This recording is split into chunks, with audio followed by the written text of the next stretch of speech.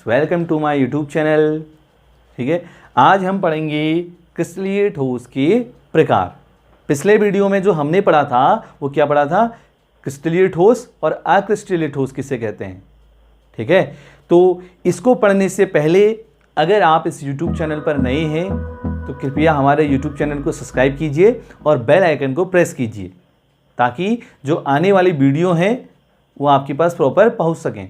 ठीक है, और ज़्यादा से ज़्यादा ये जो चैनल है इसको आप अपने दोस्तों को शेयर कीजिए।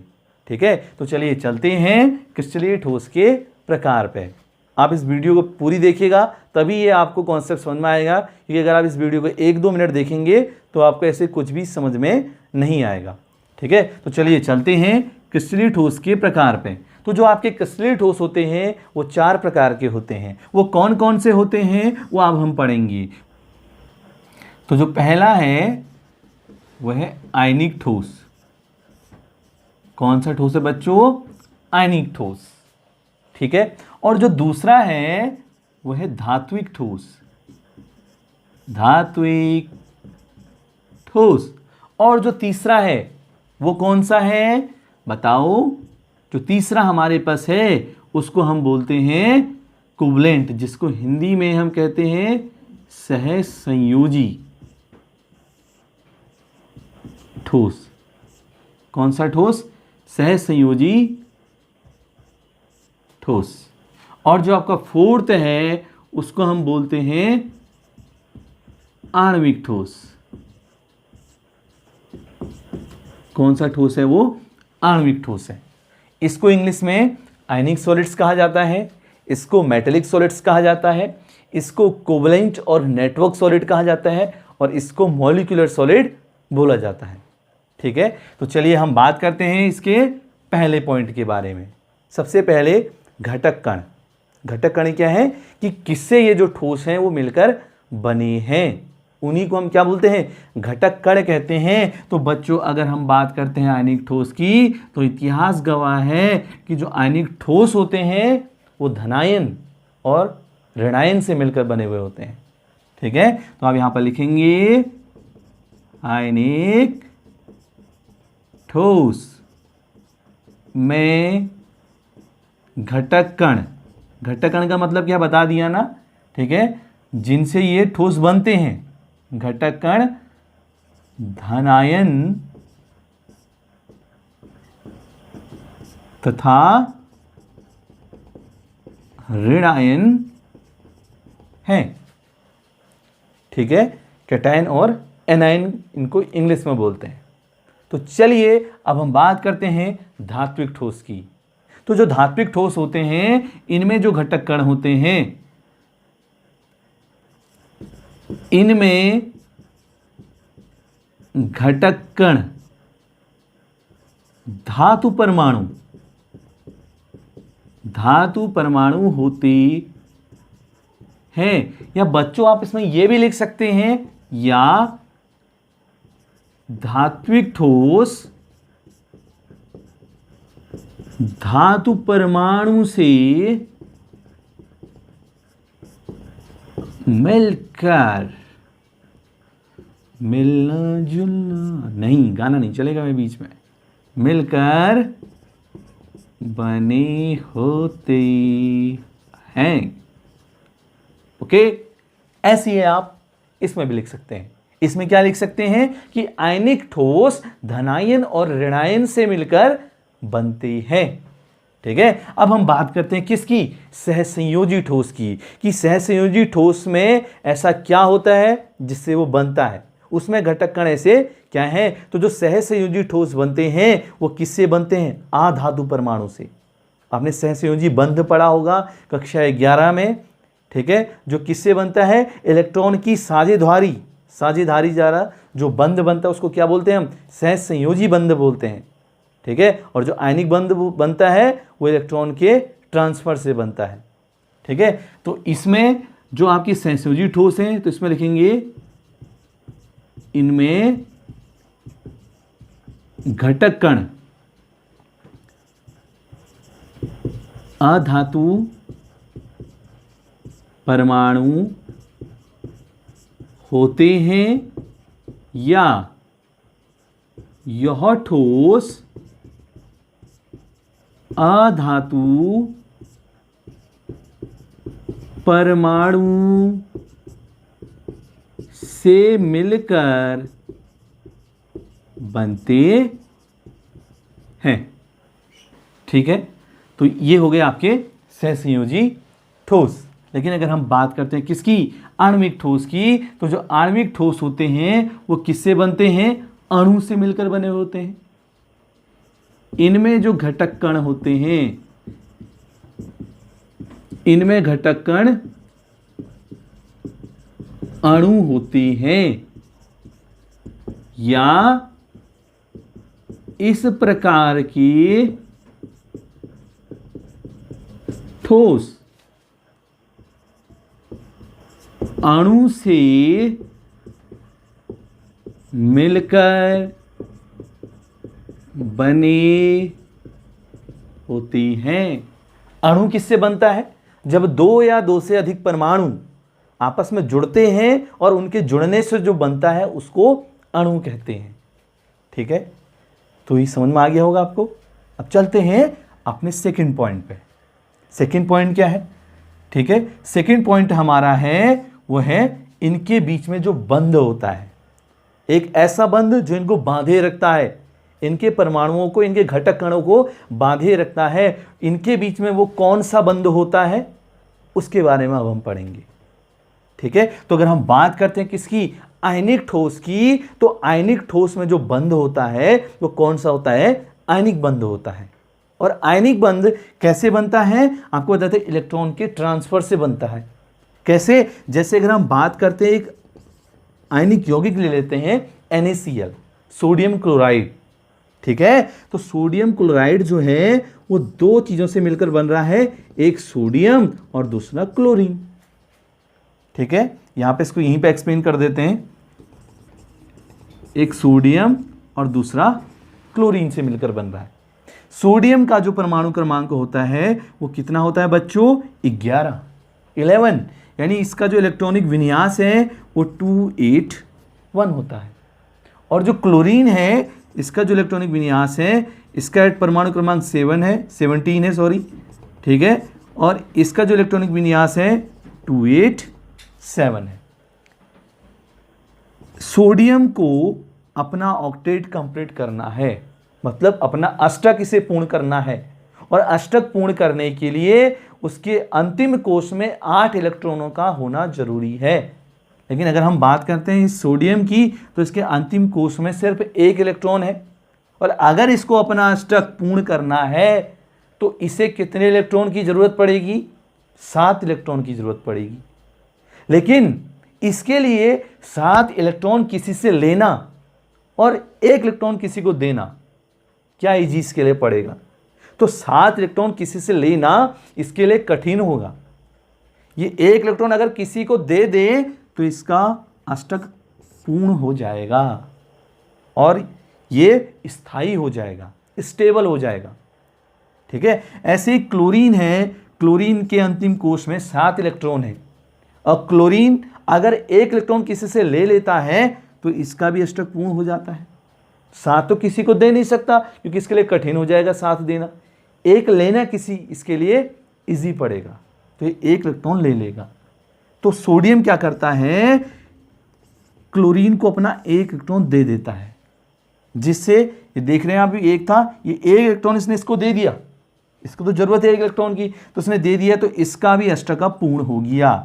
अब इसके पास 7 थे, अब कितने हो जाएंगे, 8 इलेक्ट्रॉन। ठीक है, और इसके बाद 8 इलेक्ट्रॉन हो गए, और इसका भी, इसके पास भी 8 इलेक्ट्रॉन हो गए, इसका भी अष्टक पूर्ण हो गया और इसका भी अष्टक पूर्ण हो गया। तो दोनों जो आपके तत्व हैं ये कैसे हो गए, स्थायी हो गए। और ये याद रखिएगा कि जो इलेक्ट्रॉन देता है उस पर हमेशा धनावेश आता है, और जो इलेक्ट्रॉन लेता है उस पर हमेशा ऋणावेश आता है। तो अगर इसको तोड़ेंगे तो Na पॉजिटिव, इसने इलेक्ट्रॉन लिया तो ये निगेटिव। और जब भी धन आवेश और ऋण आवेश, अपोजिट चार्ज एक दूसरे के कांटेक्ट में आते हैं तो इतिहास गवाह है कि उनमें फोर्स ऑफ अट्रैक्शन वर्क करता है। उनमें आकर्षण बल लगता है, और वह आकर्षण बल के कारण ही ये जो दो आपके तत्व हैं, ये जो दो आयन हैं, ये आपस में बंध जाते हैं। और जो ये बंधे, इनके बीच में जो कौन सा वो बल है जो इनको बांधे रखता है, वो बल है आयनिक बंध। उसको क्या बोलते हैं हम? आयनिक बंध कहते हैं। ठीक है, तो ये पॉइंट आपको क्लियर हो गया होगा। तो आप इसमें लिखेंगे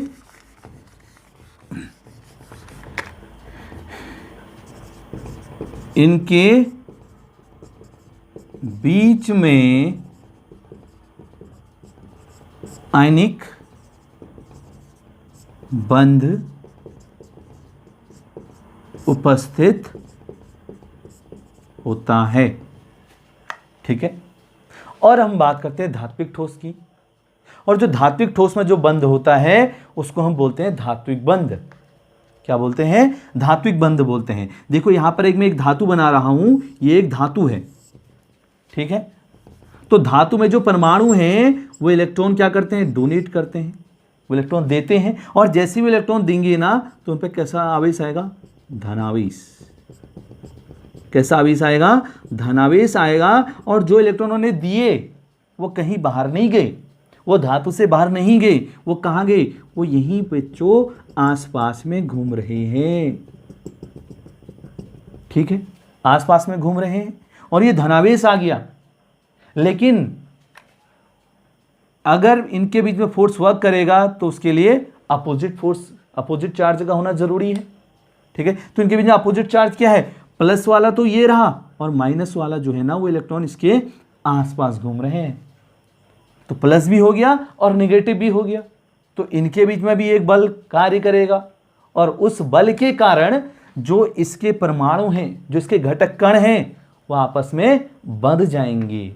और अगर बंध जाएंगे तो वो कौन सा बल होगा जो इनको बांधे रखता है? तो हम उसको बोलेंगे वो धात्विक बल होगा, जिसको हम धात्विक बंध कहते हैं। ठीक है, तो इसका मतलब है कि इनके परमाणुओं, इनके घटक कणों के बीच में, घटक कणों के बीच में धात्विक बंध होता है। धात्विक बंध पाया जाता है। केमिस्ट्री को रटना नहीं है, केमिस्ट्री को समझना है। ठीक है, आप जब एक एक पॉइंट यहां पे समझेंगे तभी आपको ये केमिस्ट्री अच्छे से आएगी। केमिस्ट्री है बहुत ईजी। ठीक है, तो आपको क्या करना है? पूरी वीडियो को देखना है और ये वीडियो ज़्यादा से ज़्यादा लोगों को शेयर करना है। और अगर आपको वीडियो अच्छी लगती है तो लाइक भी करते रहना है। ठीक है, चलिए तीसरा पॉइंट पढ़ते हैं। सहसंयोजी ठोस की अब हम बात करते हैं। तो सहसंयोजी ठोस में कौन सा बंध होता है? भाई सहसंयोजक बंध होता है।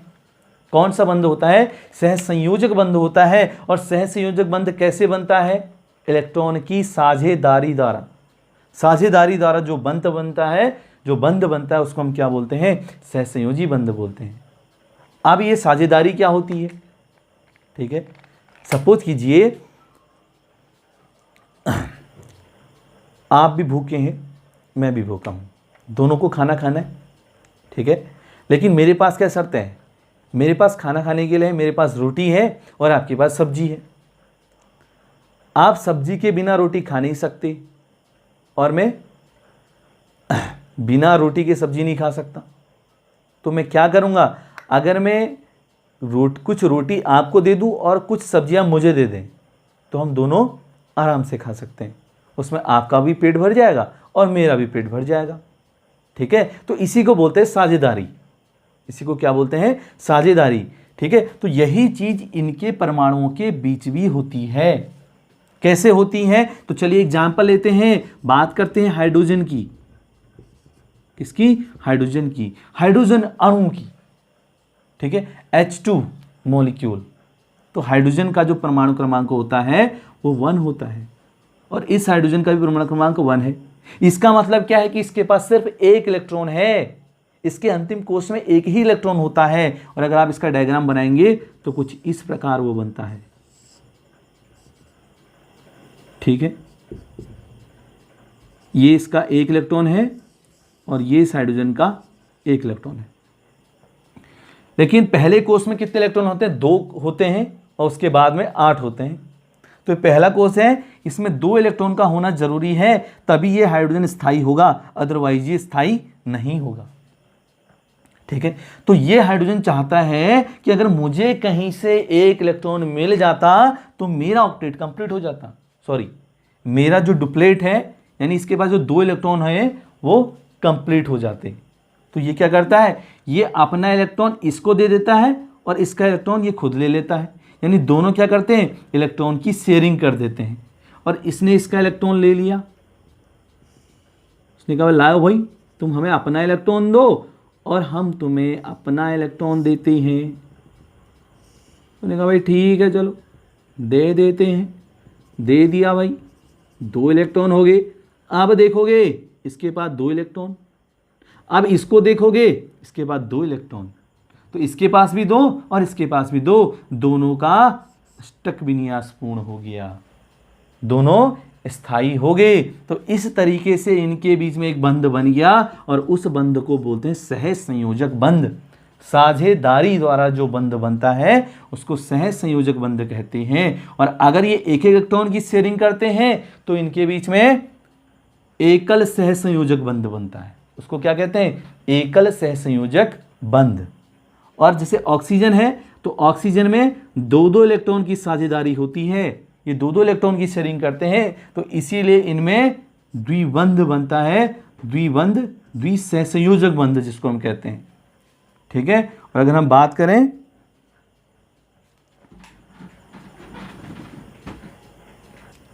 ठीक है, तो इसी प्रकार अगर हम नाइट्रोजन अणु की बात करते हैं तो इसके बीच में त्रिसहसंयोजक बंध उपस्थित होता है। इसका मतलब क्या है कि नाइट्रोजन अणुओं के बीच में 3-3 इलेक्ट्रॉन की साझेदारी होती है। ठीक है, तो इस तरीके से सहसंयोजक बंध का निर्माण होता है। तो अब हम इसमें पॉइंट नोट करेंगे और आप भी अपनी कॉपी में इस पॉइंट को नोट करेंगे कि इनमें जो घटक कण हैं, इनके घटक कणों के बीच, इनके घटक कणों के बीच सहसंयोजक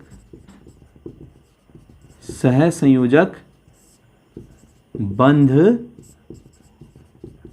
उपस्थित होता है। ठीक है, और अब हम बात करते हैं आणविक ठोस की। आणविक ठोस 3 प्रकार के होते हैं। कौन कौन से होते हैं? एक होता है ध्रुवीय, इसको यहां पे नोट कर रहा हूं, आप देखिएगा यहां पे, एक होता है ध्रुवीय ठोस, दूसरा होता है अध्रुवीय ठोस, तीसरा होता है हाइड्रोजन बंध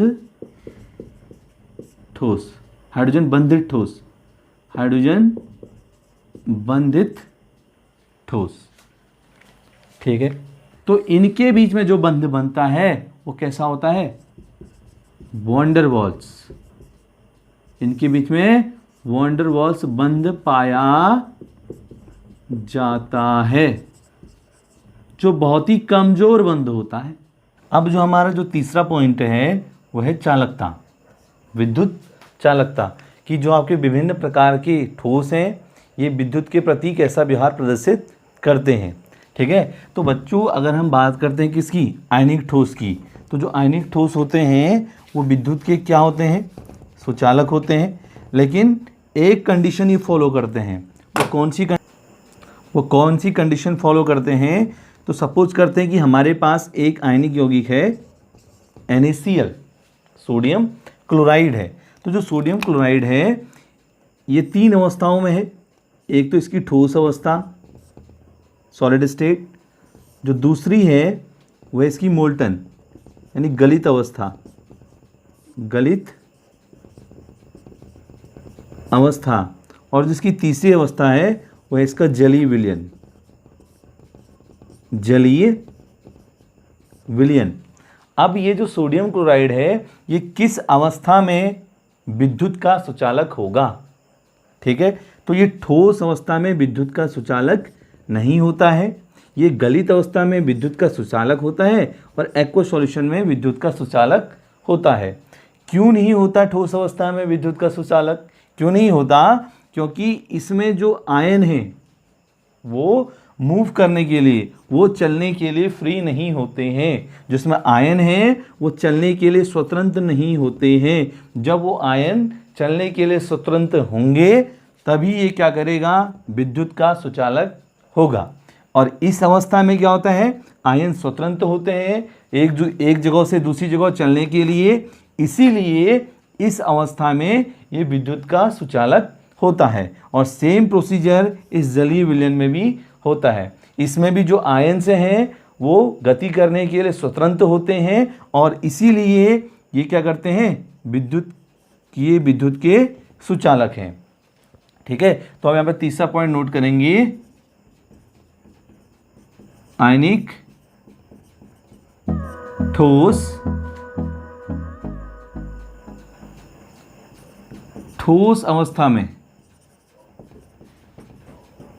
अवस्था में विद्युत की सुचालक नहीं होते बल्कि गलित एवं जलीय विलयन में यह विद्युत के सुचालक होते हैं। ठीक है, तो ये था आयनिक ठोस के बारे में। अब हम पढ़ेंगे किसके बारे में? धात्विक ठोस के बारे में, कि जो धात्विक ठोस हैं वो विद्युत के सुचालक हैं या फिर वो नहीं है। तो अगर हम बात करते हैं धात्विक ठोस की, तो आपको मैंने बताया था कि धात्विक ठोस में क्या होता है? ये एक धातु हमने बनाई, ठीक है, तो धात्विक ठोस में जो आपके एटम है, ठीक है, इलेक्ट्रॉन को डोनेट करते हैं, ठीक है, और जो इलेक्ट्रॉन डोनेट होता है तो वहाँ पर कैसा चार्ज आ जाता है? पॉजिटिव चार्ज आ जाता है। ठीक है, धनात्मक आवेश वहाँ पर उत्पन्न हो जाता है और धनात्मक आवेश उत्पन्न होने के कारण जो इन्होंने इलेक्ट्रॉन क्या किए, जिन्होंने इलेक्ट्रॉन दिए, वो इलेक्ट्रॉन कहाँ गए? वो इस धातु से बाहर नहीं गए बल्कि वो इस धातु के अंदर ही घूम रहे हैं, जिनको मैंने इस डॉटेड से शो किया हुआ है। तो इलेक्ट्रॉन जो है इनके आसपास ही घूम रहे हैं, इसीलिए इसको इलेक्ट्रॉनों का सागर कहते हैं। किसको? धातु को कहते हैं। ठीक है, तो अब जब पॉजिटिव चार्ज भी इसके पास है, निगेटिव चार्ज भी इसके पास है, और आपको पता है कि विद्युत अगर विद्युत को इनमें प्रवाहित करना है तो उनके लिए इलेक्ट्रॉनों का होना जरूरी है, जो कि आपकी धातु में अधिकतम संख्या में ये पाए जाते हैं। तो अगर पॉजिटिव और निगेटिव यहाँ पर उपस्थित हैं तो इसका मतलब है ये विद्युत के सुचालक होंगे। तो जो आपके धातु होते हैं वो विद्युत के बहुत अच्छे सुचालक होते हैं। तो अब इसमें लिखेंगे धात्विक ठोस विद्युत के अच्छे सुचालक होते हैं। ठीक है, अब हम पढ़ेंगे सहसंयोजी ठोस के बारे में। क्या सहसंयोजी ठोस विद्युत के सुचालक होते हैं? बिल्कुल भी नहीं होते हैं, लेकिन एक अपवाद है। वो अपवाद क्या है? ग्रेफाइट। ठीक है, ग्रेफाइट जो है वो विद्युत का क्या है? सुचालक है, वो इलेक्ट्रिसिटी को कंडक्ट करता है, लेकिन बाकी जो है वो विद्युत के क्या है? सुचालक नहीं है। तो हम यहां पर लिखेंगे सहसंयोजी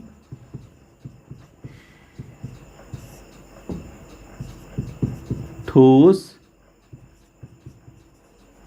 विद्युत के सुचालक नहीं होते। मतलब ये क्या होते हैं? कुचालक होते हैं। सुचालक नहीं होते हैं। एक अपवाद यहां पर नोट कर लीजिएगा, ग्रेफाइट। ठीक है, ग्रेफाइट जो है एक अपवाद है क्योंकि ये विद्युत का क्या है, सुचालक है। It is a good conductor of electricity. ठीक है, तो अब हम जो हमारा चौथा पॉइंट है वो क्या है, आणविक ठोस है। आणविक ठोस भी विद्युत के सुचालक नहीं होते हैं। क्यों नहीं होते? क्योंकि विद्युत के लिए इलेक्ट्रॉन और आयंस का होना जरूरी है, जो कि यहाँ पर नहीं है। ठीक है, तो अगर आयंस और इलेक्ट्रॉन अगर आपके पास नहीं है तो विद्युत का सुचालन नहीं होगा, जो कि विद्युत के लिए जरूरी है। ठीक है, तो यहाँ पर आप लिखेंगे आणविक ठोस विद्युत के सुचालक नहीं होते हैं। ठीक है, अब हमारा ये पॉइंट भी कंप्लीट हो चुका है, तो आप इसका स्क्रीनशॉट ले सकते हैं। ठीक है, अब हमारा जो नेक्स्ट पॉइंट है, फोर्थ पॉइंट, अब हम बात करते हैं इनके गलनांक के बारे में कि जो आयनिक ठोस हैं इनका गलनांक कैसा है, सहसंयोजी ठोस का गलनांक कैसा है, आणविक ठोस का गलनांक कैसा है। अब हम इनके बारे में पढ़ेंगे। तो बच्चों अगर बात करें गलनांक की, तो गलनांक क्या होता है, वह तापमान जिस पर कोई ठोस द्रव अवस्था में परिवर्तित होना स्टार्ट हो जाता है, उस तापमान को हम बोलते हैं गलनांक। क्या बोलते हैं? गलनांक कहते हैं। तो अगर हम बात करते हैं आयनिक ठोस की, तो जो आयनिक ठोस हैं इनमें जो घटक कण हैं वो क्या है, स्ट्रॉन्ग फोर्स से बंधे हुए हैं। ठीक है, प्रबल बल से वो आपस में बंधे हुए हैं और उनको तोड़ पाना मुश्किल है। इसीलिए ये जो होते हैं इनके जो गलनांक होते हैं वो क्या होते हैं, उच्च होते हैं। उनको तोड़ने के लिए आपको अधिक ऊर्जा लगानी पड़ेगी, और जब अधिक ऊर्जा लगानी पड़ेगी तब आपको तापमान भी बढ़ाना पड़ेगा। तापमान का मतलब उसको हीट करना पड़ेगा। ठीक है, तो जब टेम्परेचर बढ़ाएंगे, तापमान बढ़ाएंगे, तो उतनी ही ज़्यादा एनर्जी लगेगी। इसका मतलब क्या है कि इनका जो गलनांक है वो उच्च है। ठीक है, तो आयनिक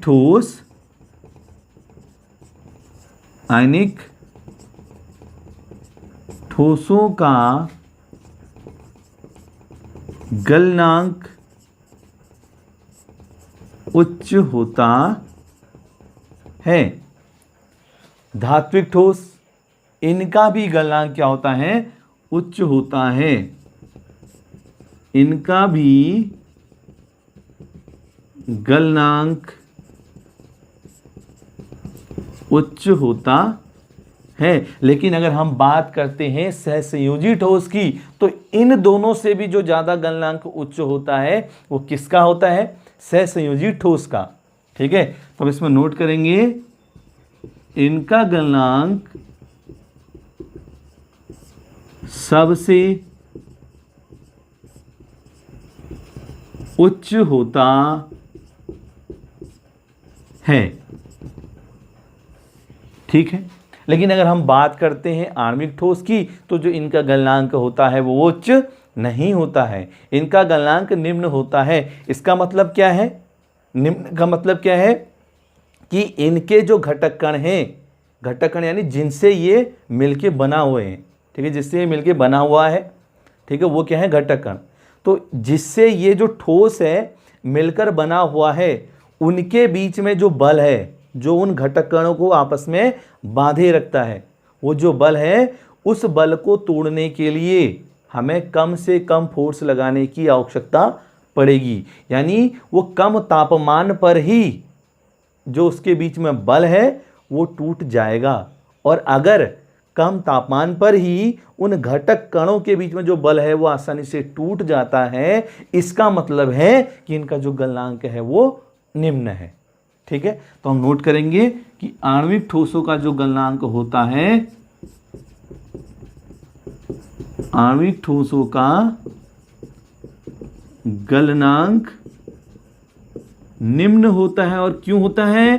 क्योंकि इनके बीच वैन डर वाल्स बल उपस्थित होता है जो बहुत ही कमजोर होता है, इसीलिए इनका गलनांक क्या होता है, निम्न होता है। ठीक है, तो आपके कितने पॉइंट हो गए? आपके 4 पॉइंट हो गए। अब हम 5th पॉइंट लिखेंगे। ठीक है, तो आप यहाँ पर 5th पॉइंट नोट करेंगे। अब हम जो 5th पॉइंट है, हम बात करते हैं कि ये हार्ड होते हैं, यानी ये कठोर होते हैं या ये सॉफ्ट होते हैं। ठीक है, उनके बारे में बात करते हैं। तो जो आपके आयनिक ठोस हैं, इनके बीच में क्या है? स्ट्रॉन्ग फोर्स, प्रबल बल है। और अगर प्रबल बल होगा तो उनके अणुओं को अच्छे तरीके से बांधे रखेगा। और जब अच्छे तरीके से बांधे रखेगा, इसका मतलब आप उनके अणुओं को हिला डुला भी नहीं पाओगे। जब आप अणुओं को हिला डुला नहीं पाओगे तो इसका मतलब है कि ये क्या होंगे? बहुत ही कठोर होंगे। ठीक है, तो आप यहां पर लिखेंगे आयनिक ठोस बहुत कठोर होते हैं, बहुत कठोर होते हैं। ऐसे ही जो धात्विक ठोस हैं, ये भी कठोर होते हैं, क्योंकि इनके बीच में भी प्रबल बल होता है। धात्विक ठोस भी कठोर होते हैं। ऐसे ही सहसंयोजी जो ठोस हैं, इनके बीच में भी प्रबल सहसंयोजक बल होता है, जिसके कारण ये भी कठोर होते हैं। सहसंयोजी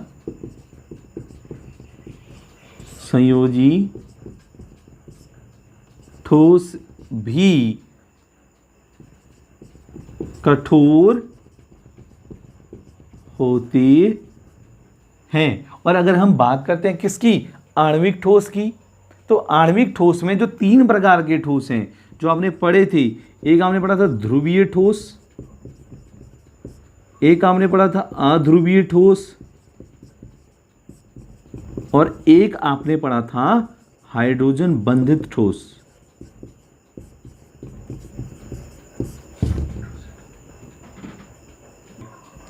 ध्रुवीय ठोस ये मुलायम सॉफ्ट होते हैं, और जो अध्रुवीय है ये भी मुलायम होते हैं,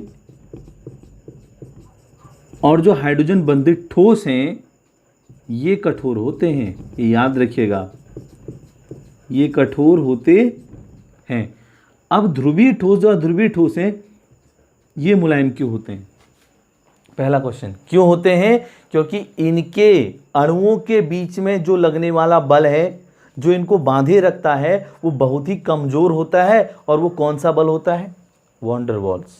कौन सा बल होता है? वॉन डर वाल्स। आप जानते हैं कि वॉन डर वाल्स जो बल है वो बहुत ही कमजोर होता है, जिसको तोड़ना आसान होता है। ठीक है, तो इसीलिए ये जो ठोस होते हैं ये कैसे होते हैं? ये मुलायम होते हैं। ठीक है, तो हमारा ये पॉइंट भी कंप्लीट हो चुका है। और अब हम लेंगे इनका उदाहरण, इनका एग्जाम्पल लेंगे। देखो, कोई भी चीज़ें आपको एग्जाम्पल की हेल्प से समझाना बहुत ज़रूरी है। ठीक है, अगर आप पेपर में भी कोई भी चीज़ लेके आते हैं तो आपको with the help of example explain करना है। ठीक है, तो इसका एग्जाम्पल लेते हैं हम। ठीक है, किसका? आयनिक ठोस का। जैसे इसका एग्जाम्पल है NaCl, sodium chloride, potassium chloride, KCl है। और अगर हम बात करें किसकी? अगर हम बात करें धात्विक ठोस की, तो धात्विक ठोस में जो एग्जाम्पल है उसका हम एग्जाम्पल ले लेते हैं। जैसे जितने भी धातु हैं, जैसे कॉपर है, जिंक है, एल्यूमिनियम है, ठीक है, एक्सेट्रा आपके बहुत सारे हैं, या आदि लिख सकते हैं आप, आदि। ठीक है, तो ये जो सब हैं ये क्या है? धात्विक ठोस हैं। ठीक है, और अगर हम बात करते हैं सहसंयोजी ठोस की, तो यहाँ पर आपको जैसे हीरा है, डायमंड, जैसे ग्रेफाइट है, एल्यूमिनियम नाइट्रेट है, एल्यूमिनियम नाइट्रेट, ये सब के सब क्या हैं? सहसंयोजी ठोस के उदाहरण हैं। और अगर बात करते हैं हम आणविक ठोस की, तो आणविक ठोस में जो ध्रुवीय ठोस है, ध्रुवीय ठोस का एग्जाम्पल क्या है? जैसे HCl, हाइड्रोक्लोरिक एसिड या हाइड्रोक्लोरिक अम्ल। अध्रुवीय ठोस है, अध्रुवीय ठोस, इसका एग्जाम्पल H2 है, ठीक है, जैसे आपका N2 है, ये सब की सब क्या है, अध्रुवीय ठोस के उदाहरण है। हाइड्रोजन गैस है, नाइट्रोजन गैस है। और अगर हम बात करते हैं हाइड्रोजन बंधित ठोस की, तो यहाँ पर आप एग्जाम्पल ले सकते हैं किसका, HBr का, HCl का, ठीक है। तो ये किसके उदाहरण है, ये आपके आणविक ठोस, और आणविक ठोस में किसका, हाइड्रोजन बंधित ठोस के ये उदाहरण हैं, ठीक है। तो ये आपका कंप्लीट क्लासिफिकेशन, यानी जो क्रिस्टलीय ठोस हैं उनका वर्गीकरण हो चुका है, ठीक है। तो अगर आपको इसमें कोई चीज़ समझ में नहीं आती है तो आप कमेंट में ज़रूर बताइएगा, ठीक है। मैं कोशिश करूँगा कि मैं हर एक कमेंट का रिप्लाई दूं, और जो भी आपकी कमियां रहेंगी उनकी मैं अलग से एक वीडियो बना के आपको वो चीज़ें एक्सप्लेन करूं। और अगर आपको ये वीडियो अच्छी लगती है तो हमारे YouTube चैनल को सब्सक्राइब कीजिए, बेल आइकन को प्रेस कीजिए, ताकि जो आने वाली वीडियो हैं वो आपके पास प्रॉपर पहुंच सकें, ठीक है। और अपने ज़्यादा से ज़्यादा दोस्तों को इस चैनल को शेयर कीजिए, ताकि वो भी घर बैठे बैठे इन चीज़ों को सीख सकें। चलिए फिर मिलते हैं इसी टाइम इसी जगह, तब तक आप अपनी पढ़ाई करते रहिएगा। Okay bye.